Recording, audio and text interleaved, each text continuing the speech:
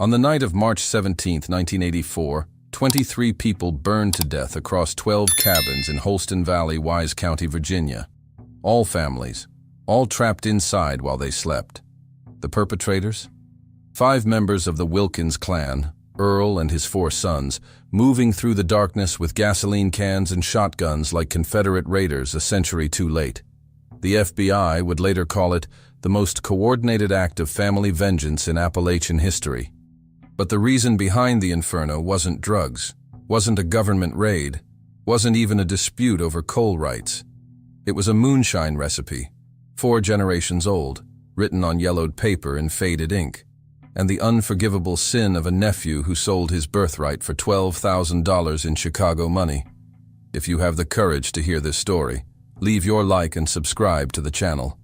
But I warn you, this narrative contains extreme violence based on real events.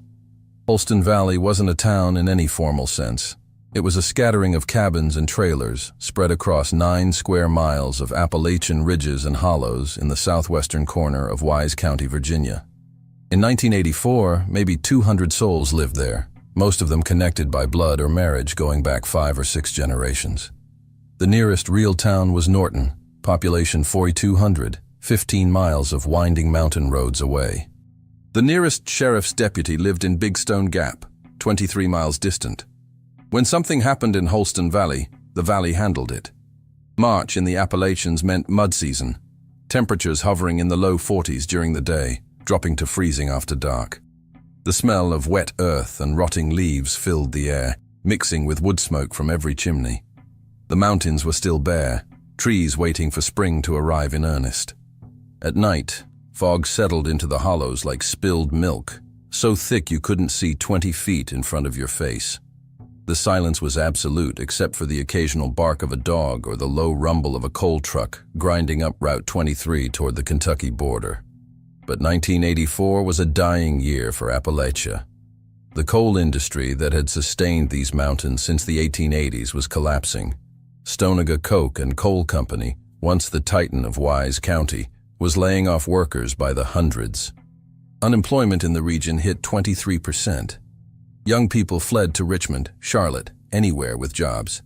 The ones who stayed were the ones who couldn't leave. Too old, too poor, too stubborn, or too tied to the land by bonds that went deeper than economics. In Holston Valley, your family was your economy, your kinfolk were your insurance policy. And the old ways, moonshining, subsistence farming, hunting, were the difference between surviving and starving. Earl James Wilkins was 61 years old that March, though he looked 70. He stood 5'10", with the lean, ropey build of a man who'd spent his entire life doing physical labor in the mountains. His face was weathered like old boot leather, deep creases around his eyes from decades of squinting into sun and smoke. His hands were gnarled from arthritis and scarred from 1,000 small accidents with axes, saws, and the copper coils of moonshine stills. A limp in his left leg, legacy of a logging accident in 1967, gave him a distinctive rolling gait that you could hear coming from 100 yards away on a wooden porch. Every morning, Earl woke at 4:30 a.m. in the cabin his grandfather had built in 1911. He'd start a fire in the wood stove, make coffee in a battered aluminum percolator that had belonged to his father, and sit at the kitchen table smoking hand-rolled cigarettes while the coffee brewed. The cabin had electricity, installed in 1962, but Earl rarely used more than 1 lamp at a time. Old habits from the Depression died hard. He'd married Clara May Sutton in 1946, right after he came back from the Pacific. She was 59 now, a small woman with iron gray hair worn in a tight bun and hands that were never idle, always sewing, snapping beans, piecing quilts from fabric scraps. They'd raised 4 sons in that 3-room cabin. James Earl Jr., called Jimmy, now 37. Robert Lee, called Bobby, 34. Thomas Wayne, called Tommy, 31. And the youngest, Daniel Ray, called Danny, 28. All 4 lived within 2 miles of their parents. All 4 had families. Between them, they'd produced 11 grandchildren for Earl and Clara. What Earl valued most in this world wasn't the cabin or the 43 acres of rocky mountainside he owned free and clear. It wasn't even the still hidden a half-mile up the ridge where he'd made moonshine since 1952. Same spot his father had used. Same spot his grandfather had used before that. What Earl valued was the recipe. 4 generations of Wilkins men had guarded it, refined it, perfected it. The recipe wasn't written down. At least it wasn't supposed to be. It lived in memory, passed from father to son in the quiet hours beside the still, spoken in whispers that the mountain fog swallowed up before they could travel far. Wilkins' moonshine wasn't just alcohol, it was medicine. A spoonful mixed with honey and hot water would break a fever. A tablespoon rubbed on a sprained ankle would ease the swelling. 2 fingers neat in a glass would numb pain better than anything a doctor in Norton could prescribe. People throughout Wise County and into Kentucky knew if you needed real medicine and couldn't afford a hospital, you found a Wilkins. The recipe wasn't just the family's livelihood, it was their legacy, their reputation, their pride. But on February 3rd, 1984, a Thursday afternoon cold enough to freeze the mud solid, Earl discovered that legacy had been betrayed. The Henderson family lived in Holston Valley too, though they spelled it differently, Henderson, and claimed different ancestry going back to Scottish settlers in the 1790s. They ran the only store in the valley, a weathered building with a sagging porch that sold everything from canned goods to shotgun shells to bags of rock salt for the icy roads. Marcus Henderson was 43, Earl's nephew by marriage, his sister Ruth's boy. Marcus had never quite fit in Holston Valley. Too ambitious, too interested in money, too willing to talk to outsiders. Marcus had married a girl from Norton, Linda, who didn't understand mountain ways and didn't try to learn them. They had 3 kids, David, 15, Michelle, 12, little Marcus Jr., 8. Marcus drove a pickup truck that was too new, wore clothes that were too clean, and had installed a satellite dish behind his store in 1983, the first one anyone in the valley had seen. People talked. What people didn't know was that Marcus Henderson had been making a different kind of deal. In January 1984, 2 men from Chicago had driven through Holston Valley in a Lincoln Continental that looked as out of place as a peacock in a chicken coop. They'd stopped at Marcus's store, asked questions about local moonshine operations, and left phone numbers written on business cards that said, Great Lakes Distribution Company. Those men were interested in one thing: craft moonshine for the upscale market, authentic Appalachian recipe, small batch production, premium price point. They weren't interested in bulk alcohol for resale. They wanted the real thing, the medicine moonshine that had a reputation stretching back 100 years. They wanted the Wilkins recipe. And Marcus Henderson, who'd watched his Uncle Earl his entire life, who'd been allowed to help with the still a few times as a boy before Earl decided the kid didn't have the temperament for it, who'd memorized more than he was supposed to, Marcus Henderson sold it to them for $12,000 in cash, $4,000 up front, $8,000 on delivery of a written copy. Earl found out because Virgil Mason, who ran a filling station on Route 23, happened to see Marcus at a Roanoke bank on February 2nd, depositing a thick stack of $100 bills. Virgil mentioned it to his cousin. The cousin mentioned it to his brother-in-law. The brother-in-law mentioned it to Earl's second son, Bobby, during a poker game. Bobby came home and told his father. On February 3rd, Earl Wilkins drove to Marcus Henderson's store. It was 2:30 in the afternoon. Temperature was 34 degrees. The sky was the color of old dishwater. Earl walked into the store where 3 customers were browsing the aisles, walked straight to the counter where Marcus stood, and spoke in a voice that carried to every corner of the building. "That $12,000 you got, where'd it come from?" Marcus's face went white. "I don't know what you're talking about. Chicago men, Lincoln car, business cards. I'm going to ask you one more time, and I want the truth. Where'd the money come from?" The store went silent. The 3 customers stopped moving. Outside, a coal truck rumbled past on the highway. Marcus licked his lips, looked at the customers, looked back at Earl. "It's none of your business." Earl nodded slowly, turned, and walked out. Climbed into his 1972 Ford F-100 pickup, the one with the rusted-through floorboards and the radio that hadn't worked since 1979, and drove back up the mountain to his cabin. He didn't say anything to Clara when he got home. He sat at the kitchen table, rolled a cigarette, and smoked it down to his fingers. Then he stood up, put on his coat, and walked out to where his 4 sons were splitting firewood behind Bobby's cabin a quarter-mile up the road. "Boys," Earl said, his breath making frost clouds in the February air, "we got a problem that needs handling." What Earl Wilkins didn't know as he stood there in the cold watching his sons lower their axes and turn to listen was that his decision would set in motion 6 weeks of planning that would culminate in the worst mass killing in Wise County history, would leave 23 people dead including 9 children, and would transform Holston Valley from a place that outsiders barely knew existed into a name that would be whispered with horror for the next 40 years. The week after Earl confronted Marcus in the store, Holston Valley felt different. Not in any way you could put your finger on. No one was shouting, no threats were made in public, no violence had occurred. But the silence itself had weight. People who'd lived in these mountains their whole lives could feel pressure building the way you feel a storm coming hours before the first drop of rain falls.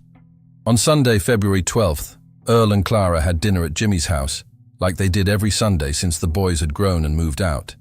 Jimmy's wife, Anne, made fried chicken with mashed potatoes and green beans she'd canned last summer. The cabin smelled like hot grease and wood smoke. Jimmy's 3 kids, Earl Jr., age 9, Melissa, 7, and baby Jacob, just 14 months, ran around the small living room playing some game that involved a lot of shrieking and laughter. Earl sat at the kitchen table with a plate of food he wasn't eating, watching his grandson chase his granddaughter around the furniture. Clara was helping Anne wash dishes, the 2 women talking about quilting patterns and whether the spring planting should include more potatoes this year. "Grandpa," Melissa said, climbing onto his lap, her hair smelling like baby shampoo, "are you going to take me fishing when it gets warm?" Earl smiled for the first time in days. "Every Saturday morning, honey. And I'm going to teach you to bait your own hook so you know how to do it right," Melissa giggled. The late afternoon sun came through the window, weak but warming. She was 7 years old and had her whole life ahead of her. Earl looked at her and thought, like he'd thought 10,000 times before, "I'd do anything to protect this family. Anything." He didn't know that in 5 weeks, he'd have to prove that promise in the worst way imaginable. That was Sunday. On Monday morning, Marcus Henderson reopened his store after the weekend, and business went on as normal, or appeared to. What people didn't see was Earl making calculations. The recipe Marcus had sold wasn't just ink on paper.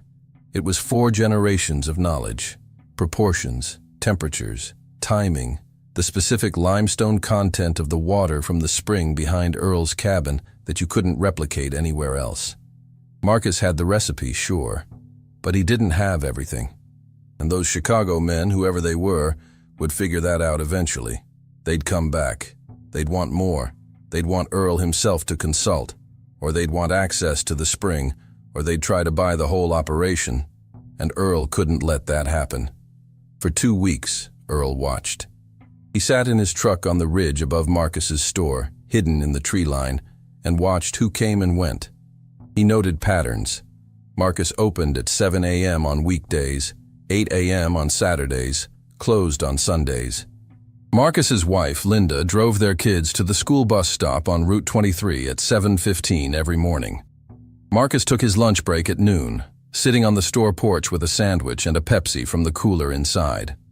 But watching wasn't enough. Earl needed to know who else was involved. On February 24th, a Friday afternoon when the temperature finally climbed above 50 degrees and the mud started to soften, Earl drove to Norton. He went to see Calvin Pierce, who ran a salvage yard on the south edge of town and had connections to people who knew things, who was buying what, who was making deals, who was talking to outsiders. They sat in Calvin's cluttered office that smelled like motor oil and old coffee. Calvin was 68, missing his left index finger from a saw accident in 1959, with a face like tanned leather and eyes that missed nothing. "You know anything about Chicago men driving a Lincoln through the valley last month?" Earl asked.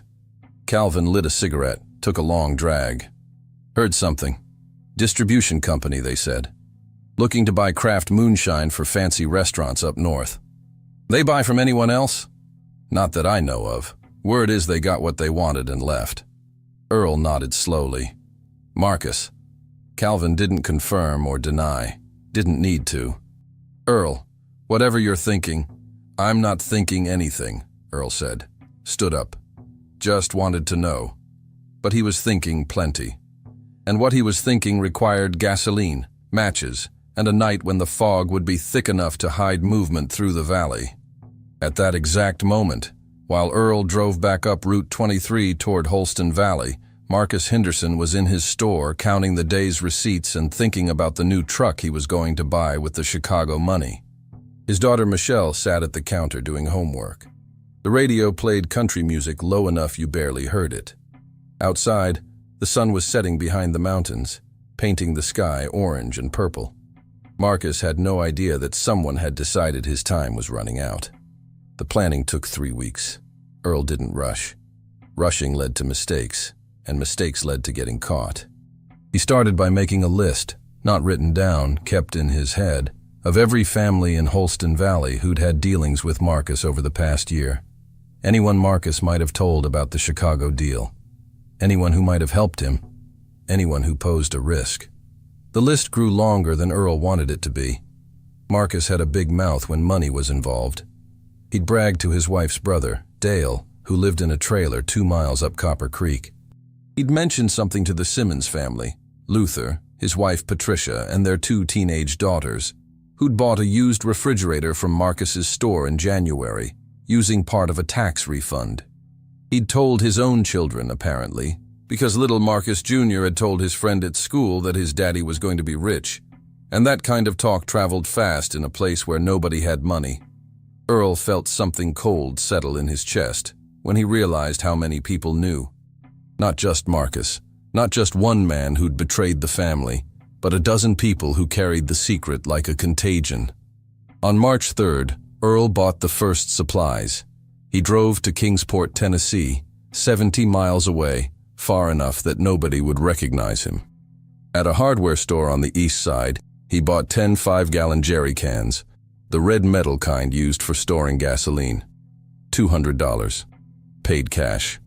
The clerk, a woman maybe 50 with reading glasses on a chain, asked if he needed help loading them. "No, ma'am," Earl said. "I got it." At a gas station on the outskirts of town, he filled all 10 cans, 50 gallons total, another $75. The attendant, a kid with long hair and a Leonard Skynyrd t-shirt, didn't ask questions. Nobody asks questions when you're filling gas cans in rural America. Could be for a generator, could be for farm equipment, could be for any of 100 legitimate reasons. On the drive back, Earl's hands shook on the steering wheel. He'd just crossed an invisible line. Not yet irreversible, he could still dump the gasoline, return the cans, forget this madness. But he didn't. He kept driving, the jerry cans rattling in the truck bed, the smell of gasoline seeping through the rear window. He stored the cans in the old barn behind his cabin, covered them with a tarp and hay bales. Clara saw him doing it, but didn't ask. 38 years married to a mountain man had taught her that some questions were better left unspoken. The week before March 17th, Earl barely slept. He'd lie in bed beside Clara, listening to her breathe, listening to the cabin creak and settle, and he'd think about what he was planning to do. He thought about Jimmy's 3 kids, Bobby's 2 girls, Tommy's twin boys, Danny's daughter, 11 grandchildren who loved their grandpa Earl, who came running when he visited, who sat on his lap and listened to his stories about the old days. All of that would disappear after Saturday night. He could stop, could drive to the sheriff's office in Big Stone Gap, tell them about the Chicago deal, let the law handle it. Marcus would get arrested for selling moonshine recipes, maybe do 6 months in county jail. Life would go on, smaller, legal, civilized. But then Earl thought about his grandfather, who died in 1954, clutching Earl's hand and whispering, "Don't let the recipe leave the family. Don't let outsiders have it." Thought about his father, who'd made him swear the same oath in 1968. Thought about 4 generations of Wilkins men who'd guarded this secret, who'd gone to their graves knowing they'd protected what mattered. And he thought about Marcus, his own nephew, his sister's son, selling that legacy for $12,000 to men in suits who'd never set foot in these mountains, who'd never known hunger or cold or what it meant to survive on nothing but pride and stubbornness. No, some things you don't forgive. Some betrayals are beyond mercy. On Friday night, March 16th, Earl sat in his barn surrounded by tools and the smell of gasoline and old hay. His father's shotgun, a Remington 870 that had belonged to his grandfather before that, lay across his knees.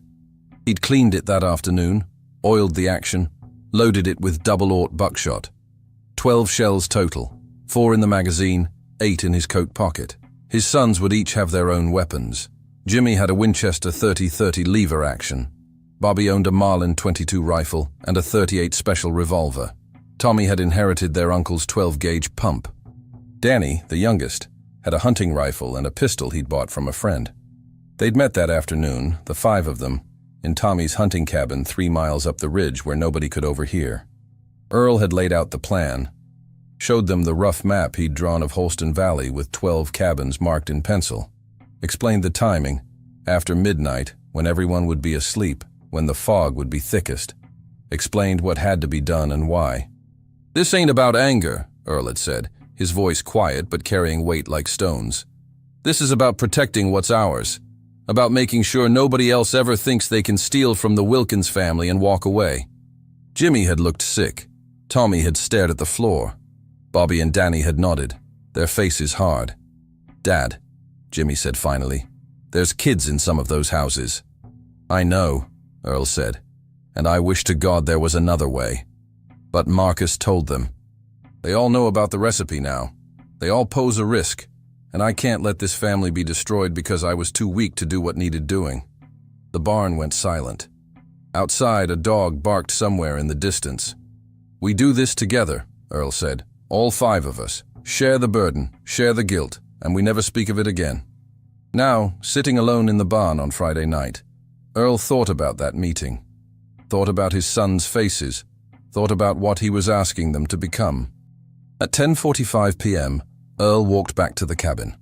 Clara was sitting at the kitchen table, still dressed, her hands folded in front of her. She looked up when he came in. "Earl," she said softly. "Don't," he said. "Don't ask." "I'm not asking. I'm telling you there's still time to stop." Earl looked at his wife, 59 years old, gray hair, lines around her eyes from worry and hard years. They'd been married since 1946. She'd stood by him through Korea, through logging accidents, through lean years when they'd had nothing but potatoes and wild game to eat. "I can't stop," Earl said. "This is bigger than me." Clara closed her eyes.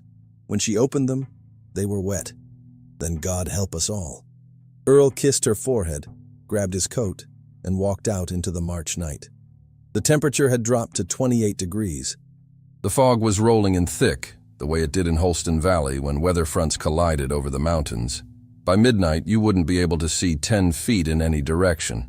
Perfect conditions. At 11:52 p.m. on March 17, 1984, Earl Wilkins climbed into his Ford F-100 with 50 gallons of gasoline, a loaded shotgun, and a conviction harder than Appalachian bedrock. His 4 sons waited in their own trucks at predetermined positions around the valley. What happened in the next 3 hours would leave 23 people dead, 9 of them children, and transform Holston Valley from a place that barely appeared on maps into a name that would be whispered with horror for decades to come.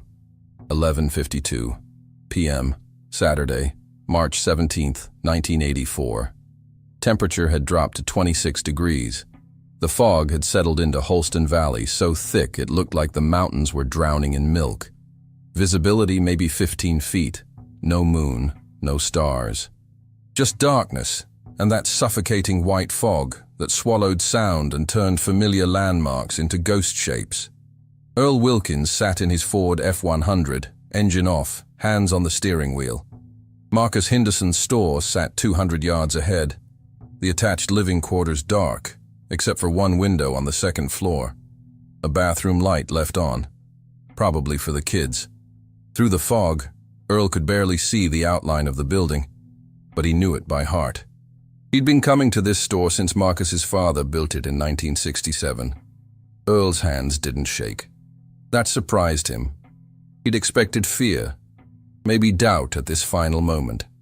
Instead, he felt a cold, mineral clarity. Like he'd already died and was watching from somewhere outside his body, observing this version of Earl Wilkins, the one about to become something monstrous, as if he were a complete stranger. He picked up his grandfather's Remington 870, checked the chamber one more time. Breathed deep, tasting fog and wood smoke and gasoline fumes from the jerry cans in the truck bed. Jimmy appeared at his window, rifle slung over his shoulder. "Dad, last chance." Earl looked at his oldest son, 37 years old, 3 kids at home. A good man about to do terrible things because his father asked him to. "We're past that point," Earl said quietly. Jimmy's face was pale in the darkness. He nodded once, turned, and disappeared into the fog. 5 men moved through Holston Valley like shadows, each heading toward their assigned targets. The plan was simple: 12 cabins, 5 men, 3 hours. Pour gasoline around the perimeter. Light it. Make sure nobody got out. Move to the next one. Earl had assigned himself Marcus's place. That debt was personal. 11:58 p.m. Earl approached the store on foot, carrying 2 jerry cans that sloshed quietly with each step. The fog muffled everything: his boots on gravel, his breathing, the distant sound of Copper Creek running high with snow melt. He moved around to the back where the living quarters were attached, where Marcus's family slept above the stockroom. Earl poured gasoline along the back wall. The smell was overwhelming, chemical and sharp. He worked methodically, emptying the first can, then the second. 5 gallons on the back wall, 5 more on the side. The old wood would go up like kindling. He stood there, matches in his hand, and thought about his sister Ruth. She'd died in 1979 from cancer. Spent her last 3 months in agony because they couldn't afford the pain medication. Earl had held her hand while she died, and she'd made him promise to look after Marcus, her only son. "I'm sorry, Ruth," Earl whispered to the fog. But he crossed a line. He struck the match. 12:03 a.m. The fire spread faster than Earl expected. One moment, small flames licking at the wooden siding. The next, a roar like a living thing as the gasoline ignited in a whoosh that made Earl stumble backward. Orange light bloomed through the fog, turning the white vapor into something hellish and beautiful. Earl heard shouting from inside, feet hitting the floor, someone screaming. He raised the shotgun and waited by the back door. Marcus burst through first, wearing only boxer shorts and a t-shirt, coughing from smoke. He saw Earl, saw the shotgun. Understanding hit him like cold water. "Earl, Jesus Christ, my family. Should have thought about that before you sold us out. I can fix this. I can get the recipe back. I'll call Chicago, The shotgun blast cut him off. Marcus fell backward into the flames. Earl didn't watch. He moved around to the front of the building. Linda Henderson came through the front door carrying little Marcus Jr., 8 years old, the boy screaming and coughing. She saw Earl in the firelight, saw what he'd done. Her face went from terror to rage in an instant. "You monster! He's your nephew!" "Was my nephew," Earl said. His voice was flat, empty of everything human. "Now he's nothing." Linda tried to run. Earl let her take 3 steps before the second blast dropped her. Marcus Jr. scrambled away, screaming for his mother. Earl watched the boy disappear into the fog and did not follow. The child hadn't betrayed anyone. Wasn't his concern. But David and Michelle, Marcus's older children, were still inside. Earl heard them at a second-floor window, breaking glass, trying to escape through smoke that was turning the fog black. Earl stood below and waited. When David tried to climb down, Earl was there. When Michelle followed, Earl was there. Neither made it past the flames. 12:17 a.m. Earl walked back to his truck. His hands were shaking now, not from fear, from the understanding that he'd just murdered his own blood. His sister's children, kids he'd held as babies. He sat in the driver's seat, put the Remington on the passenger seat, stared at his palms, black with gunpowder residue and smelling of smoke. These hands had built Clara's kitchen table, had carved toys for his grandchildren, had helped Ruth into bed during her final days when the cancer made her too weak to walk. Now they were a killer's hands. While Earl sat in his truck 200 yards from the burning store, 3 miles away, Dale Sutton was watching television in his trailer. Dale was Linda Henderson's brother, 39 years old, with a beer gut and a laugh like a donkey's bray. He'd helped Marcus negotiate with the Chicago men, had driven to Roanoke with Marcus to deposit the money, had taken $500 for his trouble. Bobby Wilkins, Earl's second son, poured gasoline around Dale's trailer, while Dale watched Johnny Carson on a television that got 3 channels on a good night. 12:31 a.m. Dale heard something outside, muted the television, listened. Nothing but wind and the sound of Copper Creek. He turned the TV back up. 30 seconds later, flames engulfed his trailer. Dale got as far as the front door before Bobby's .38 Special spoke once, twice. Dale fell back into the fire. Bobby stood there, revolver still raised, looking at the body of a man he'd played poker with just 2 months ago. Waited for guilt, for horror, for something human. Felt nothing but a cold certainty that this was justice. 12:44 a.m. Tommy Wilkins approached the Simmons family cabin up Laurel Branch. Luther Simmons, 41, his wife Patricia, 38, their daughters Jennifer, 16, and Ashley, 14. Tommy had gone to school with Patricia. She'd been Patricia Mullins then, pretty and kind, always helping younger kids with their homework. She'd married Luther in 1966, and they'd built a good life on 40 acres of mountainside. Tommy poured gasoline. His hands shook so badly, he spilled half the first can on the ground. He'd killed deer, had butchered hogs. But this was different. This was people.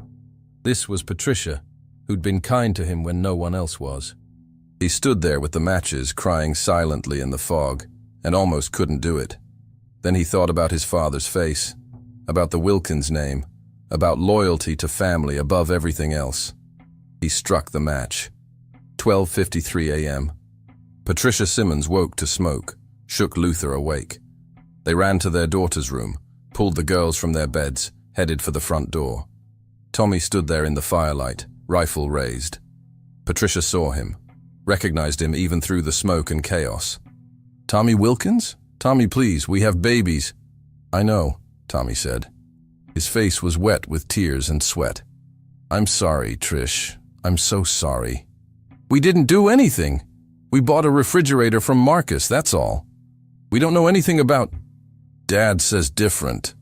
Luther tried to rush Tommy, to tackle him, to do anything to save his family. Tommy shot him. Patricia screamed. The girls screamed. Tommy shot again and again and again until his rifle was empty and the screaming stopped, and he stood alone in the terrible silence with smoke curling around him like the fog. He dropped the rifle, fell to his knees, vomited into the mud.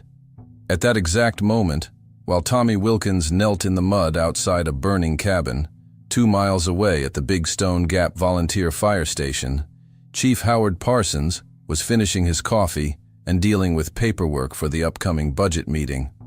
The scanner was quiet.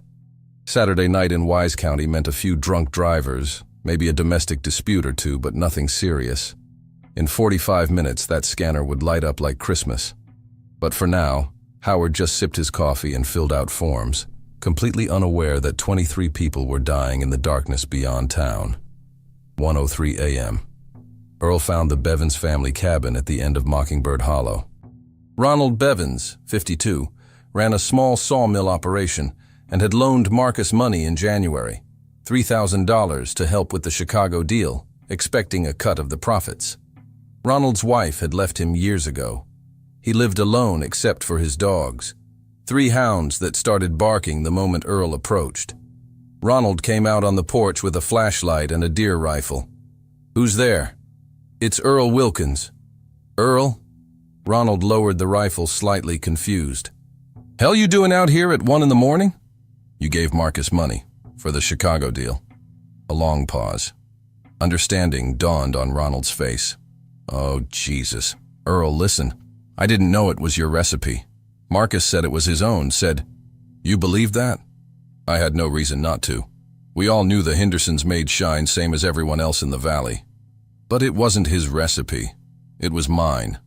4 generations of Wilkins knowledge that Marcus sold like it was his to give. Ronald backed toward his door. "Earl, I'll pay you back. Every cent. I got maybe 1,800 saved. It's not about money." "Then what's it about?" "Loyalty, family, the things that used to mean something in these mountains before everyone started selling each other out for Chicago dollars." Ronald raised his rifle. His hands shook. "Don't make me shoot you, Earl." "You won't. You're not a killer, Ron. But I am now." They looked at each other.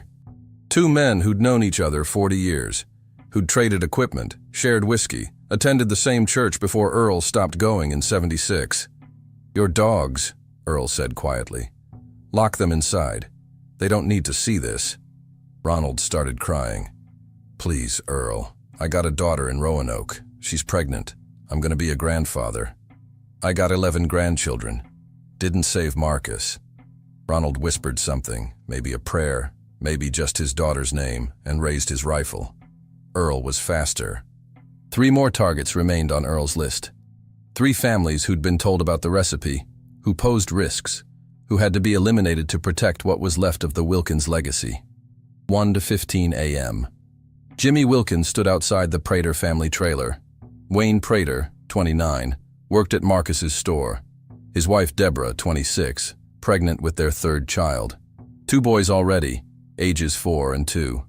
Jimmy had poured the gasoline, had struck the match, had watched the flames climb. But when Deborah Prater staggered out the door carrying her sons, both boys screaming, her nightgown smoking, her face black with soot, when she fell to her knees in the mud and looked up at Jimmy with pure animal terror, Jimmy couldn't do it. He lowered his rifle, turned, and walked away into the fog, leaving Deborah Prater alive, leaving witnesses, breaking the plan. His father would have to live with that. 1:28 a.m. Danny Wilkins, the youngest son, found himself at the Turner cabin. Ray Turner, 34. His wife Alice, 31. Their daughter Emma, 7. Danny had gone to school with Ray. They'd been friends once, before life and distance and the normal drift of adulthood separated them. Danny poured the gasoline, struck the match, watched the cabin burn. Ray Turner died trying to shield his wife and daughter with his body. Alice Turner died holding Emma in her arms. Danny stood outside in the fog and heard them screaming and did not move to help. When the screaming stopped, Danny sat down in the mud and stared at nothing, his rifle across his knees, and wondered if he was still human or if he'd transformed into something else entirely. 1:41 a.m. The fires had drawn attention now. People throughout Holston Valley were waking to orange light blooming through fog. Someone had driven to a payphone on Route 23 and called the sheriff. The volunteer fire department in Big Stone Gap was scrambling trucks. But they were too late. The massacre was over. Earl met his sons at the crossroads where Copper Creek Road intersected with Mockingbird Hollow. 5 men standing in the fog, covered in smoke and gunpowder residue and the knowledge of what they'd done. "Is it finished?" Earl asked. Bobby nodded. "Dale's gone. The Suttons up Laurel Branch. The Graysons." Tommy said nothing, just stared at his boots. Jimmy met his father's eyes. "I couldn't finish the Praters. Deborah got out with the boys." Earl closed his eyes. 1 witness. 1 family left alive. But he was too tired to care anymore. The rage that had sustained him through 3 hours of killing had burned out, leaving only ash. "Then we go home," Earl said. "We wash up. We wait." "And then?" Danny asked. He looked 15 years old suddenly, not 28. Just a scared kid who'd done monstrous things because his father asked him to. "Then we face what we did," Earl said. They climbed into their trucks. 5 men who'd crossed a line no human being should cross, carrying the weight of 23 dead, 9 of them children, and knowing they'd carry it for the rest of their lives. 2:04 a.m. Earl drove back to his cabin. Clara was sitting on the porch, wrapped in a blanket, rocking slowly in the chair his grandfather had built. She looked up when he approached. Saw his face. Didn't need to ask. How many? She whispered. 23. Clara closed her eyes. When she opened them, they were empty of everything. Then God help us all, she said, because no one else can. Earl sat down beside her.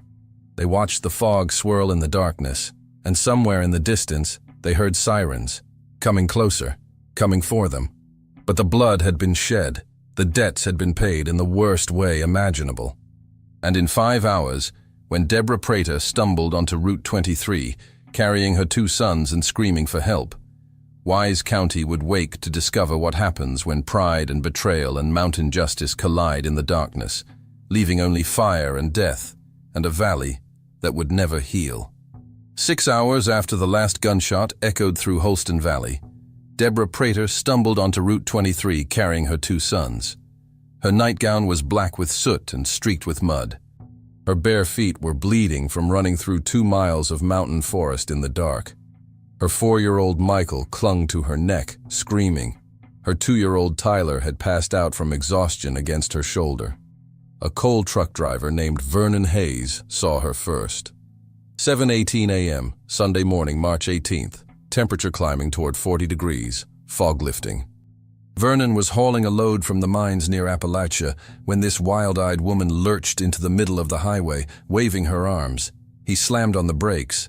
The truck shuddered to a stop 15 feet from her. "Ma'am? You all right?" Deborah opened her mouth. No words came out. Just a sound like an animal dying. Vernon climbed down from the cab. Got close enough to smell the smoke on her, to see the burns on her arms, to understand that whatever had happened to this woman was worse than anything he'd seen in 41 years living in these mountains. "They burned us," Deborah finally whispered. "Burned everyone. The Wilkins, all of them. They're killing everyone." Vernon got her and the boys into the cab, drove straight to the sheriff's station in Big Stone Gap, breaking every speed limit between Route 23 and town. Deputy Frank Coleman was manning the desk. 26 years old, 3rd year on the job, never dealt with anything worse than drunk drivers and domestic disputes.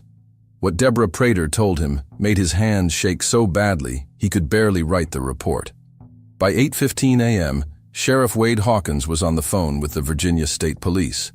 By 8:45 a.m., 3 patrol cars were racing up Route 23 toward Holston Valley. By 9 a.m., they were calling for backup from Wise, Lee, and Scott counties. While Sheriff Hawkins coordinated the largest law enforcement response in Wise County history, 15 miles away at the Norton Diner, Sunday breakfast proceeded exactly as it had every Sunday for the past 30 years. Pancakes and bacon, coffee and grits, families in their church clothes, kids restless and fidgeting, parents discussing the sermon they'd hear in an hour. Nobody knew yet that 23 people had died in the darkness. Nobody knew that Holston Valley had transformed from a place that barely existed on maps into ground zero for the worst family massacre in Virginia history. Deputy Coleman reached Marcus Henderson's store first. The building was still smoldering. Wooden frame collapsed into itself, smoke rising into the morning air. The smell hit him 50 yards away. Burned wood, gasoline, and something else. Something sweet and horrible that Coleman recognized from a house fire 2 years ago, where an old woman had died in her sleep. He found Marcus's body in the rubble. Linda's near the front. The older children upstairs, burned beyond recognition. Coleman was a mountain boy, raised in these hills, thought he was tough. He made it 10 feet from his patrol car before he fell to his knees and vomited into the gravel. Sheriff Hawkins arrived at 9:47 a.m. 62 years old. 39 years wearing the badge in Wise County. He'd dealt with moonshine raids, coal mine accidents, the occasional stabbing outside roadhouse bars. He'd pulled bodies from car wrecks on icy mountain roads. He'd seen a logging accident in 1971 that turned 3 men into hamburger. But when he walked through Holston Valley that Sunday morning, moving from burned cabin to burned cabin, counting bodies, watching his deputies throw up or break down crying, he knew this was different. This wasn't tragedy. This was warfare. Virginia State Police Captain James Rutledge arrived from Richmond at 1:30 p.m. 54 years old, veteran of 33 years in law enforcement. had investigated serial killers, organized crime, the Briley brothers' murders in 1979. He'd seen violence in every form human beings could devise. He walked through Holston Valley methodically, observed burn patterns, reconstructed events, counted shell casings. This wasn't spontaneous, Rutledge said to Hawkins at the fourth scene. Spontaneous is messy, chaotic. This was planned, military precision. Earl Wilkins served in the Pacific during World War II, Hawkins said quietly. 3 of his sons saw Vietnam. They know tactics. Rutledge nodded, making notes. How many shooters you thinking? Deborah Prater said she saw 5 men. Earl and his 4 sons would be my guess. So this was a family operation. Rutledge looked at the distribution of burned cabins. 12 total, spread across 9 square miles of mountain hollows. 12 targets, 5 men, less than 3 hours. That takes coordination. He paused. This wasn't murder, Wade. This was an operation. Over the next 72 hours, Rutledge and his team worked around the clock, interviewed survivors, analyzed scenes, searched for patterns. The evidence mounted quickly. Shell casings recovered, 63 total. Mix of 12-gauge shotgun, 30-30 rifle, 22 rifle, .38 special, 357 Magnum. Ballistics confirmed they came from at least 5 different weapons, all legally purchased, all registered to various members of the Wilkins family. Gasoline residue at every scene. 10 empty jerry cans found in Earl Wilkins's barn, covered with a tarp but still reeking of fuel. But it was the motive that emerged Wednesday afternoon that made the whole thing even more horrifying in its banality. Deputy Coleman found it through patient interviews with survivors and witnesses. Marcus Henderson had sold the Wilkins moonshine recipe to Chicago distributors for $12,000. Had told at least 9 other families about the deal, bragging, showing off, being the big man with money. Earl Wilkins had found out. Earl Wilkins had decided that anyone who knew about the betrayal was a threat to the family legacy. 23 people had died to protect a moonshine recipe. Jesus Christ, Rutledge said, staring at his notes spread across a table in the Big Stone Gap Sheriff's Station. 23 people, 9 children, over moonshine. Hawkins was sitting in a chair by the window, looking out at the mountains. He'd aged 10 years in 3 days. It wasn't about the moonshine. It was about betrayal. Bloodkin selling out his own family. That's not a defense, Wade. I know, but it's an explanation. Hawkins turned to look at Rutledge. You ever lived in these mountains? Where your family name means everything? Where loyalty is the only currency that matters? Where outsiders are always suspect and blood ties are sacred? Rutledge didn't answer immediately. Finally, no. But I've seen what happens when those old codes collide with modern law. He paused. We need to bring them in, all of them. I know where they are. Where? Home. Earl Wilkins isn't running. None of them are. By Monday evening, news of the massacre had spread beyond Wise County. Richmond papers picked it up. Then Washington. Then the national networks. NBC sent a crew. CBS interviewed Sheriff Hawkins. The New York Times ran a front-page story. Virginia family massacre, 23 dead in moonshine feud. Holston Valley, population 200, had existed in obscurity for generations. Now satellite trucks lined Route 23. Reporters from as far as California tramped through the burned remains of cabins, filming stand-ups against the backdrop of tragedy. The community reaction split down predictable lines. At the Norton Courthouse, family members of the victims demanded maximum punishment. Linda Henderson's mother stood on the steps and told reporters that Earl Wilkins was a monster who'd murdered innocent people, including children, in cold blood. But at the Big Stone Gap VFW Hall, the conversation was more complicated. Some defended Earl, quietly, privately, never for attribution. Said Marcus had crossed a line that couldn't be uncrossed.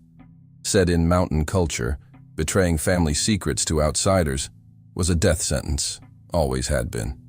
I ain't saying what Earl did was right, Calvin Pierce told a reporter from the Roanoke Times. He was careful with his words. But I understand it. When a man's family legacy gets sold out by his own blood, when everything his granddaddy and great-granddaddy built is being stolen, sometimes something breaks. we're all closer to that breaking point than we like to admit. Pastor Michael Henderson at Holston Valley Baptist Church struggled through Sunday service the week after the massacre. Half his congregation was dead. The other half was divided between grief and complicated sympathy. "We ask why," he said from the pulpit, his voice breaking. "Why this violence? Why couldn't families work out their differences? Why did children have to die?" He had no answers, just grief and the terrible knowledge that his small mountain community had been ripped apart by one night of Old Testament justice. On Thursday, March 22nd, 5 days after the massacre, Sheriff Hawkins led a convoy of 12 vehicles up the mountain road toward Earl Wilkins's cabin.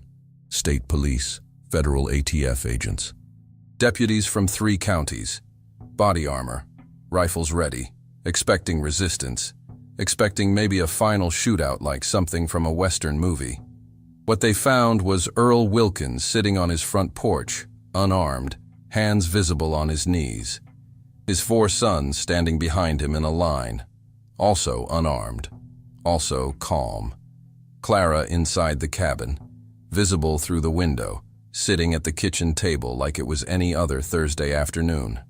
"Sheriff," Earl said as Hawkins got out of his vehicle. His voice was steady, empty of emotion. "I expect you're here about Saturday night. Earl, I need you and your boys to come with us." Earl stood slowly. He was wearing clean clothes, flannel shirt, work pants, boots, like he'd dressed for the occasion. "We're not going to make this harder than it needs to be, Wade. We did what had to be done. Now we'll face what comes next." Jimmy, Bobby, Tommy, and Danny filed out of the cabin, hands raised. No resistance, no drama. Just 5 men who'd crossed every line civilization had drawn and now had to pay the price, accepting it with the same grim determination they'd shown when planning the massacre. Hawkins put the handcuffs on Earl Wilkins personally. As he did, he asked the question he couldn't hold back, even though it wasn't professional, even though he knew he shouldn't. "Was it worth it, Earl?" Earl looked at his cabin, at the mountains his grandfather had settled in 1911, at everything he was about to lose forever. "Ask me in 20 years, he said. They led him to the patrol car. His sons followed one by one, each handcuffed, each silent. Clara watched from the window. Didn't cry, didn't wave, just watched her husband and sons being taken away, her face carved from stone. As the convoy pulled away, Deputy Coleman looked back at the cabin. Smoke was rising from the chimney. A dog barked somewhere in the distance. Life continuing as if nothing had changed, even though everything had. But the question that haunted Captain Rutledge, the question that haunted Sheriff Hawkins, the question that haunted every person in Wise County who'd heard the story, was simple and terrible. Was Earl Wilkins a desperate man protecting his family legacy from betrayal? Or was he a mass murderer who dressed up his crimes in the language of honor and mountain justice? And where exactly was the line between defending what's yours and becoming the monster you feared? The trial of Earl Wilkins and his 4 sons began in September of 1984 in a Roanoke courtroom. The venue had been changed twice. There was no possibility of finding an impartial jury in Wise County, where half the population was related to either the victims or the perpetrators, and the other half had opinions too strong to qualify as unbiased. 115 combined charges of first-degree murder, arson, and conspiracy. The prosecution had confessions. Earl had admitted everything the moment Sheriff Hawkins read him his rights. They had forensic evidence linking the jerry cans to purchases made in Kingsport. They had Deborah Prater's testimony, delivered through tears that never stopped flowing. They had a timeline so detailed it left no room for reasonable doubt. The defense, 5 court-appointed attorneys who looked overwhelmed from day one, attempted to argue extreme emotional disturbance brought on by family betrayal. They painted a picture of men operating under an ancient code of mountain justice, where blood loyalty superseded written law, where selling family secrets to outsiders was the ultimate betrayal that demanded ultimate response. The prosecution destroyed that argument in under 2 hours. Extreme emotional disturbance doesn't involve 3 weeks of planning. Doesn't involve buying gasoline 70 miles from home. doesn't involve coordinating 5 men across 12 targets with military precision. This wasn't passion. This was premeditated mass murder, dressed up in the language of honor. The jury, 12 people from Roanoke who understood Appalachian culture but hadn't lived its most extreme codes, deliberated for 14 hours over 3 days. Guilty. All charges. All 5 defendants. Sentencing came 2 weeks later. Earl Wilkins, life without parole. Jimmy Wilkins, life without parole. Bobby Wilkins, life without parole. Tommy Wilkins, 65 years. Danny Wilkins, 50 years. When the judge read the sentences, Earl Wilkins showed no emotion, no tears, no shock. Just a slight nod, as if he'd known from the moment he struck that first match that this was exactly where he'd end up. The only thing he asked for was permission to speak at Clara's funeral when the time came. The request was denied. Earl Wilkins served 34 years in Red Onion State Prison in Pound, Virginia, one of the maximum security facilities built in Wise County in 1998, ironically less than 40 miles from where he'd committed his crimes. During that time, he worked in the prison library, organizing books, helping other inmates study for their GEDs. He was quiet, respected even by violent offenders, never sought trouble. Guards said he was the most peaceful lifer they'd ever known, which they found disturbing given what he'd done. Clara visited every Sunday for 28 years, making the 2-hour drive from what was left of Holston Valley without fail, until Parkinson's disease made it impossible. She died in a Norton nursing home in 2012, 87 years old. Earl wasn't allowed to attend her funeral. A chaplain read him a letter she'd written before she died. Its contents were never disclosed, but guards reported that Earl cried for the first time since his incarceration. On November 3, 2018, at 95 years old, Earl Wilkins died of congestive heart failure in the prison infirmary at 4:42 a.m. The chaplain on duty reported that Earl's last coherent words were, "I protected what was ours. Ruth would understand." Whether he believed that in his final moment, or was just clinging to the justification that had sustained him for 34 years behind bars, nobody knows. He was buried in the prison cemetery with a simple marker: Earl J. Wilkins, 1923-2018. No mention of father, moonshiner, patriarch. Just dates marking the beginning and end of a life that had transformed from honest mountain work to unthinkable violence. Jimmy Wilkins remains incarcerated at Wallens Ridge State Prison. He's 78 now, parole denied in 2004, 2014, and 2024. In a rare 2020 interview with a documentary filmmaker, Jimmy said only, "We did what Dad asked. That's what sons do in these mountains. No remorse, no regret. Just acceptance of a choice made 40 years ago that cost him everything." Bobby Wilkins died of a heart attack in 2009. He was 75. Prison records indicate he'd been a model inmate, taught woodworking classes, mentored younger prisoners. His daughters, grown women with families of their own, never visited. They'd changed their last names in 1985 and tried to erase the connection. His funeral was attended by 3 people, a chaplain, a guard, and one cousin from Kentucky who felt obligated. Tommy Wilkins was paroled in 2019 after 35 years. He's 79 now, lives in a subsidized apartment in Bristol, Tennessee, works part-time at a convenience store. Never remarried after his wife divorced him in 1986. Never saw his sons again. They were 7 and 5 when he went to prison, 50 and 48 now, and they want nothing to do with him. In therapy sessions mandated by his parole, Tommy speaks carefully. "I was 31 when it happened. I'm 79 now. I've had 48 years to think about that night. I still see Patricia Simmons's face, still hear her begging. That don't ever go away." Danny Wilkins was paroled in 2034 after 50 years. He tried to build a life, got a job at an animal shelter, rented a small house, went to therapy twice a week, but he couldn't escape the screams. On March 17, 2036, exactly 52 years after the massacre, Danny Wilkins took a bottle of sleeping pills and a bottle of bourbon. His suicide note was 9 words. "I still hear them burning every single night. Sorry." Deborah Prater, the survivor who'd stumbled onto Route 23 carrying her sons, never fully recovered. She moved to Kentucky in 1985, remarried in 1989, had 2 more children. But PTSD shadowed her for 40 years. She died in 2024 at 66 from complications of alcoholism. Her sons Michael and Tyler, 4 and 2 when the massacre occurred, 44 and 42 now, struggle with their own demons.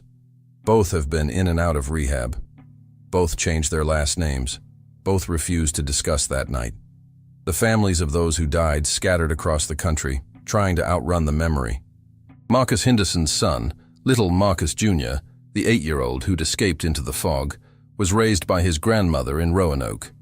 He's 48 now, works as an accountant, has never returned to Wise County. He legally changed his name to Mark Henderson in 2002, dropping both the connection to his father and the unusual spelling that marked him as Appalachian. The Simmons girls, Jennifer and Ashley, who died with their parents, never got to grow up. Their extended family erected a small memorial in Norton. 4 names, 4 dates, 1 line. Taken too soon. It's the closest thing to a public acknowledgement that the massacre happened. Holston Valley changed after that March night. For a few years, families were more careful. Secrets were guarded more closely. Disputes were settled quietly, quickly, before they could fester into something monstrous. People looked at each other differently, wondering, who among us is capable of this? How thin is the line between neighbor and executioner? But memory fades. Within a decade, new people had moved in who didn't know the history. The old codes reasserted themselves. Feuds returned, though none as bloody. Human nature being what it is, the lessons dissolved like fog in mountain sunlight. Sheriff Wade Hawkins retired in 1995 after 47 years of service. He died in 2007 at 85. In a 2005 interview for an Appalachian oral history project, he said, "Earl Wilkins was technically a mass murderer, but he was also a father operating under a code that's older than written law in these mountains. The law says one thing, the mountain says another. That contradiction is something I carried every day until I turned in my badge." Captain James Rutledge retired from the Virginia State Police in 1998. He died in 2019 at 89. He never gave interviews about the Holston Valley massacre, but his daughter told reporters that he'd kept newspaper clippings in a box in his garage, that he'd sometimes sit out there alone, reading them, struggling with something he could never articulate. The story of the Wilkins family massacre became a cautionary tale told across Appalachia. Don't betray blood. Don't sell family secrets. Don't underestimate what mountain people will do to protect what's theirs. It wasn't celebrated. Nobody held Earl up as a hero. But it was understood in a way that outsiders could never quite grasp. Earl Wilkins's story has no heroes. It has a father who valued family honor more than 23 lives, and a nephew who'd made a choice, greedy, thoughtless, unforgivably stupid, that lit a fuse burning toward tragedy. It has a system that had no mechanisms for this kind of dispute, no mediators, no elders, no way to resolve ancient codes colliding with modern law. And it has victims on all sides, the dead, the imprisoned, the survivors carrying trauma like stones in their chests. Was Earl Wilkins a murderer? Yes. He killed 23 people with premeditation and planning, 9 of them children, without trial, without mercy, some while they slept. Was he a desperate patriarch defending his family legacy from betrayal according to codes that predated the United States itself? Also yes. The uncomfortable truth is, both things can be true simultaneously. And that's the most disturbing part of this story, because it forces us to ask questions we'd rather avoid. What would we do if our most sacred inheritance was stolen by family? How far would we go to protect what our ancestors built? Does justice exist when no court can adjudicate, no law can address, no authority can resolve disputes rooted in blood and honor? Is there a line between righteous anger and unforgivable violence? Or does extreme betrayal erase that line entirely? Earl Wilkins crossed a boundary no human being should cross. But that boundary existed in a world where family loyalty was absolute, where betraying blood secrets to outsiders was considered worse than murder. where 4 generations of knowledge could be sold for Chicago dollars and the law had no remedy.